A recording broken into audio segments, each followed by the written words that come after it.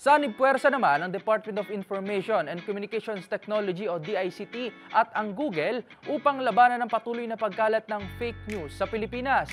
Isa sa mga hakbang na kanilang inilatag ay ang pagkakasa ng isang digital literacy campaigns sa Pilipinas upang tugunan ito. Ang ipapandetalye tinutukan ni Rose Babiera. Pinaigting pa ng Department of Information and Communications Technology o DICT at ng Google ang kanilang commitment sa pagprotekta sa publiko laban sa online disinformation, misinformation at fake news campaign.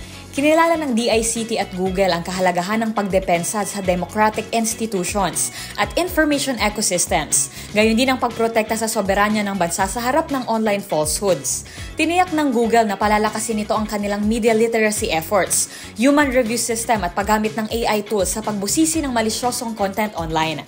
Magkatuwang din ang Google at DICT sa pagkakasa ng digital literacy campaign sa buong bansa.